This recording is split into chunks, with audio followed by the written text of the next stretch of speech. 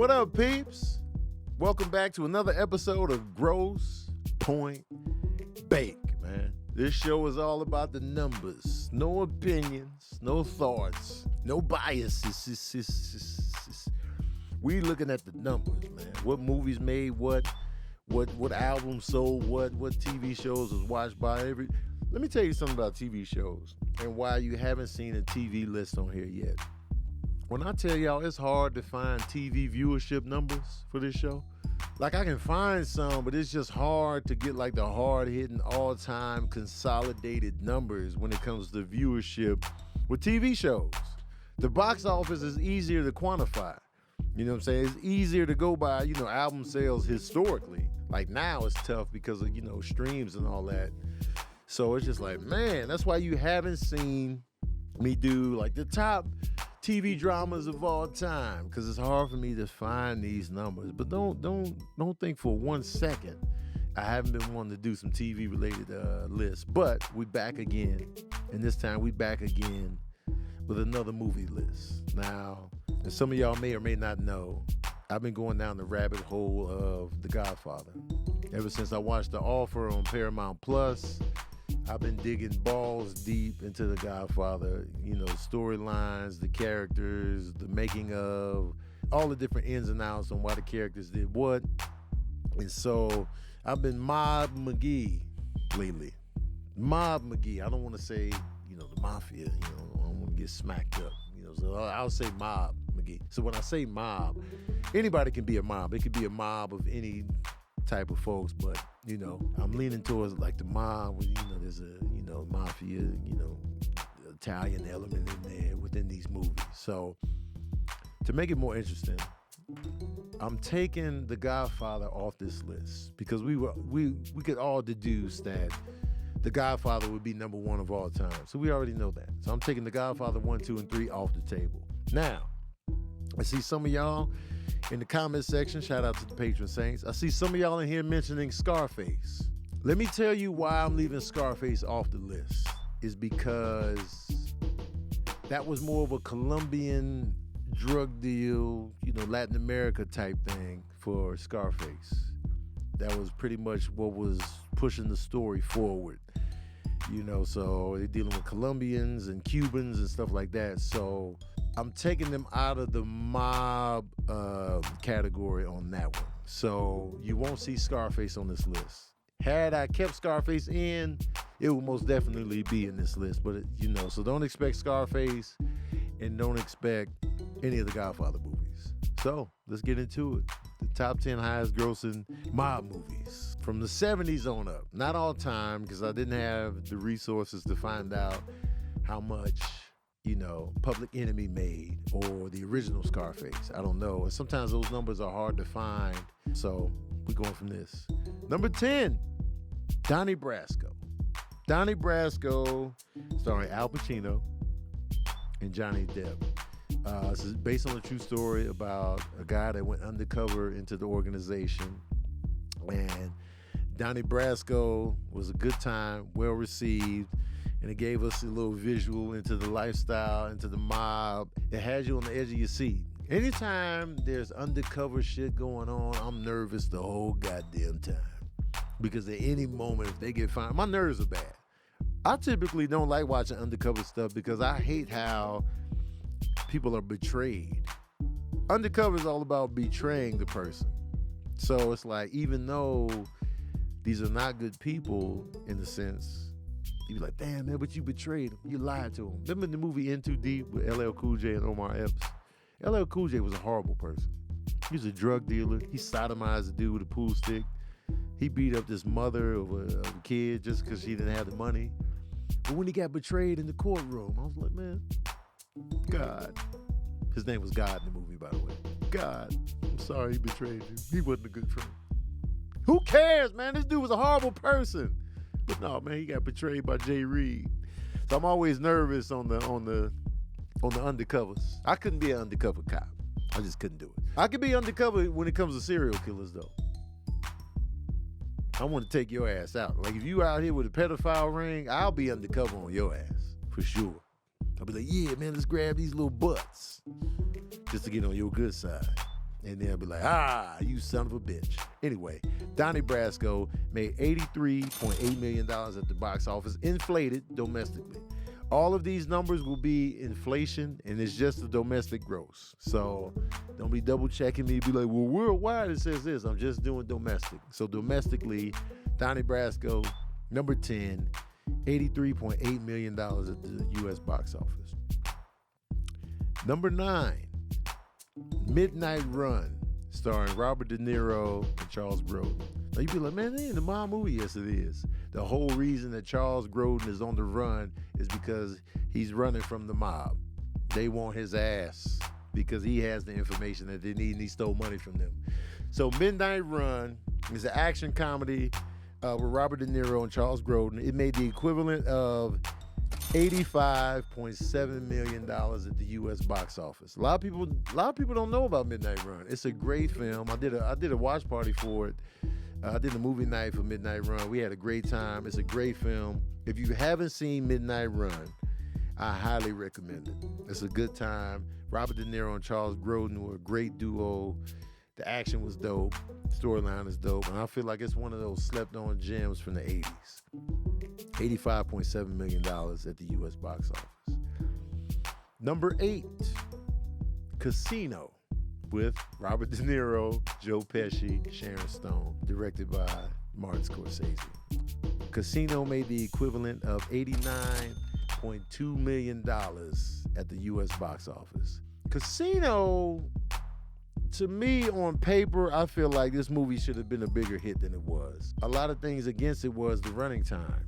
Casino is a 3-hour film. That means you can't show it as much at the theaters. So that's why a lot of movie studios are against making movies 3 hours, because if the movie is longer, that means you're gonna have less show times to get that money.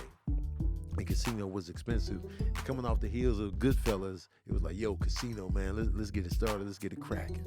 I feel like Casino's gross doesn't really reflect the quality of the film. But Casino's number 8. Number 7, Goodfellas. Goodfellas starred Robert De Niro again, Joe Pesci, Ray Liotta. It grossed the equivalent of $101.6 million at the box office. Pennies compared to how legendary this film was. I know people in the chats were like, I know Goodfellas is going to be number 1. It's not. It's not. The big argument of the best mafia movies of all time: Godfather, Goodfellas. Godfather, Goodfellas. There's always the conversation.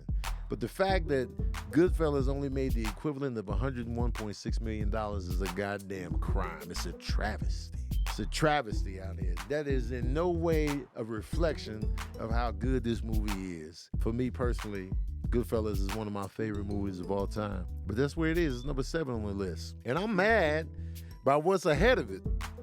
Number 6, Bugsy. Warren Beatty and Annette Bening is number 6 on the list. It made the equivalent of $107.4 million at the box office. A lot of people probably haven't even seen Bugsy. I think I watched it, but nothing really stuck. But Warren Beatty's a huge star. Came out at the right time, and it managed to pull in $107.4 million. And, you know, Warren Beatty played the real-life character of Bugsy Siegel. And it's a story about, you know, his Vegas dealings and all that good stuff. I think I watched Bugsy recently, now that I mention it. I did just watch Bugsy. Pales in comparison to everything else on this list so far. If I had to rank this list from top to bottom, Bugsy's last. I'm just say that right here, right now. But Bugsy's number 6, $107.4 million. Number 5, we're going into comedy now. Get Shorty. Get Shorty with John Travolta, Gene Hackman, Rene Russo, Danny DeVito. Comedy now. This guy comes in from the East Coast. Mob guy comes in, smacking people up, getting movies made. It's a fish out of water story. Get Shorty made the equivalent of $151.7 million at the box office. It was a hit. John Travolta was in his bag at this point, and this was another hit, another feather in his comeback cap. Get Shorty made some good money at the box office. It was a comedy. It was rough around the edges. And people really resonate. They made a sequel called Be Cool. It wasn't as successful as Get Shorty, but it made some money. I almost made this list, but it didn't. But Get Shorty, $151.7 million at the box office, man. Not bad. Not bad at all. Number 4, Road to Perdition. Road to Perdition, starring Tom Hanks, Paul Newman. This is the movie that introduced me to Daniel Craig, and Jude Law is in this joint. I love this movie. It's one of my favorite Tom Hanks movies. It made the equivalent of $164.2 million at the box office. Good money. Tom Hanks is good money. You know what I'm saying? Tom Hanks, at this point in the game, he couldn't lose. He couldn't lose, man. So it was like, yo, Tom Hanks in a gangster flick, killing people? Tom? Big? Sleepless in Seattle? You've Got Mail? Splash? Forrest Gump? He out here dumping on these busters with a Tommy gun? You wasn't ready for this. You was like, wait, Tom Hanks is doing what? He was killer in this movie, no pun intended. But he did his goddamn thing in Road to Perdition. I love the movie. I would put it in my top Tom Hanks films. If you haven't seen Road to Perdition, check it out. It's a good time. It's a great watch. $164.2 million at the domestic box office. Number 3, The Untouchables. $178 million at the domestic box office. The Untouchables, $178 million at the domestic box office. This is one of my favorite movies of all time. It stars Kevin Costner, Sean Connery, Robert De Niro, once again, and Andy Garcia. Love this movie. Love this goddamn movie, man. I love this movie. It's a good-ass time, man. It's the story about Elliot Ness trying to take down Al Capone. Robert De Niro plays Al Capone. He gained mad weight for the role, man. It's going down. And it was like, yo, how are we going to take this cat out? It's set in Chicago. It's a good-ass time. Great soundtrack. It made the equivalent of $178 million at the box office. That's good money. That's good money, man. The budget was like 30. So they was making good money, man. It's one of my favorite films, and I love it. Number 2, The Departed. The Departed, starring Leonardo DiCaprio, Matt Damon, Jack Nicholson, Mark Wahlberg, Alec Baldwin, Martin Sheen, Anthony Anderson. Directed by Martin Scorsese. This movie made the equivalent of $184.5 million at the box office. Great film, made good money, was a good-ass time, violent, unpredictable, edge of your seat. You were stressed out. It was undercover. It was multiple moles, multiple undercover people. You didn't know what was going to happen. Your nerves was bad, and it was a good-ass watch. The Departed was fantastic. It was my favorite film of that year. And people showed up. They were showing up at the box office. It's one of Martin Scorsese's most lucrative films in his great filmography. And it was a good-ass time, man. The Departed, number 2. And number 1. I know Sabrina's going to appreciate this, but y'all are probably like, what? Y'all going to be surprised by what's number 1. Analyze this. It's the number 1 mob movie outside of The Godfathers. Is the number 1 mob movie from 1970 on up domestically.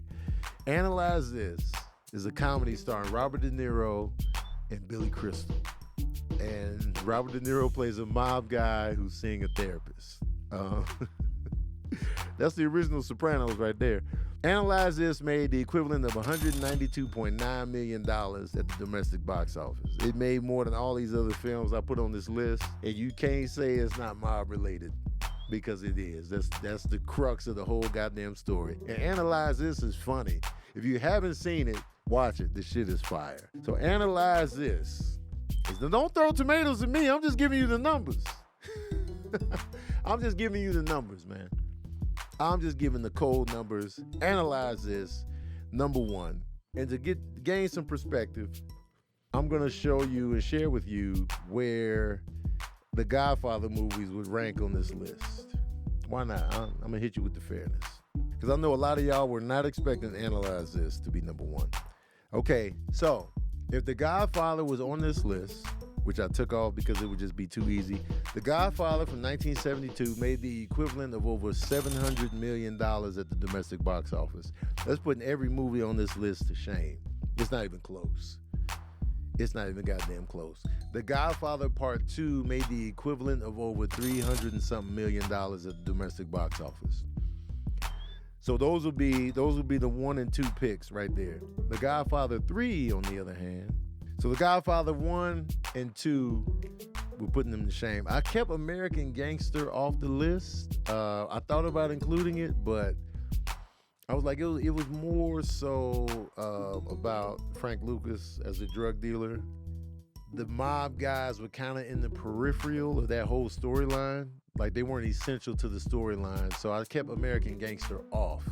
So that's the only reason. Bronx Tale didn't make enough money. Carlito's Way didn't make enough money to make the list. Once Upon a Time in America is not on here. So it's a lot of stuff that didn't make the cut numbers-wise. So, and The Godfather Part 3 made the equivalent of $144 million domestically. So if I kept The Godfather on this list, The Godfather would have ranked number 6 on this list, ahead of Bugsy and underneath Get Shorty. So there we have it. There we have it. The top 10 highest grossing mob flicks in the domestic box office from 1970 on up, man. Let me know what you thought of this list. Were you surprised at who was number 1? Have you seen Analyze This? Let me know in the comment section below. Also, out of these 10, what's your favorite? What's your favorite out of these 10, and what's your least favorite? I can tell you my favorite on this list and my least favorite. My favorite on this list, personally, is Goodfellas. That's number 1. My least favorite is Bugsy. Easy pick. Easy pick. So that's my favorite and my least favorite right there. So I got to put Bugsy at the bottom, Goodfellas at the top. But goddamn, it's a good ass list, man. I might have to rewatch all these, man, except for Bugsy. I just saw Bugsy. I mean, why not? You know what I'm saying?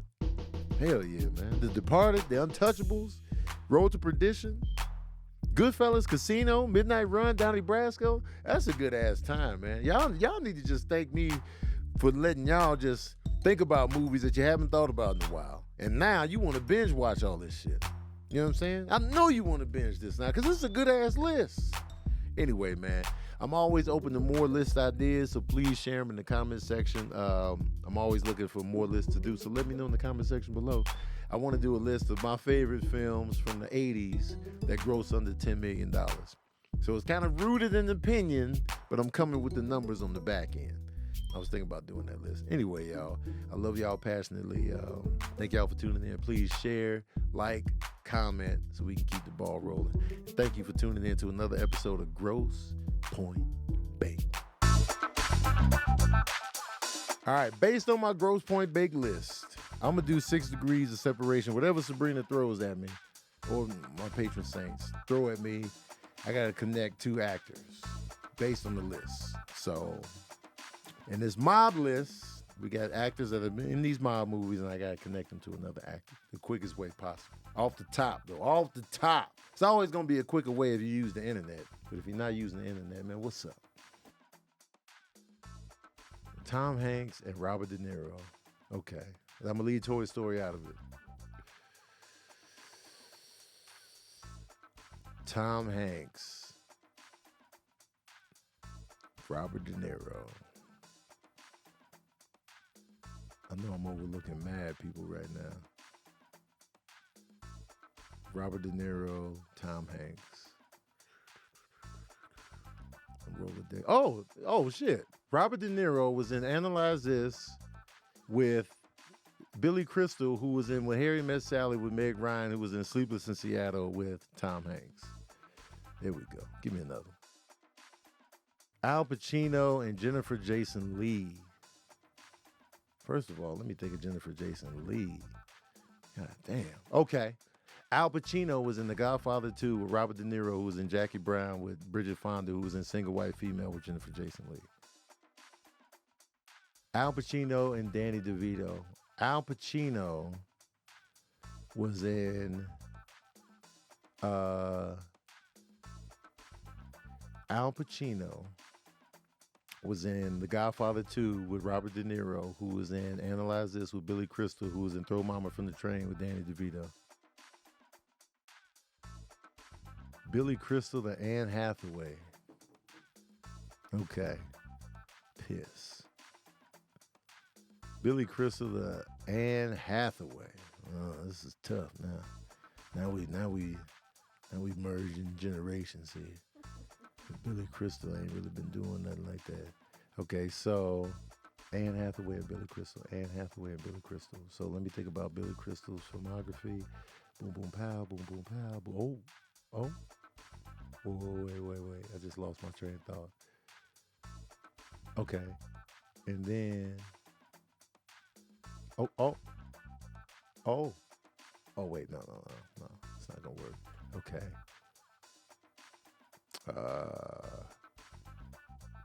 Okay. They were in a movie together, but I don't remember the name of it. And if I don't remember the name of it, it's not going to count. Robert De Niro was in The Intern with Anne Hathaway. Is that the name of the movie? The Intern.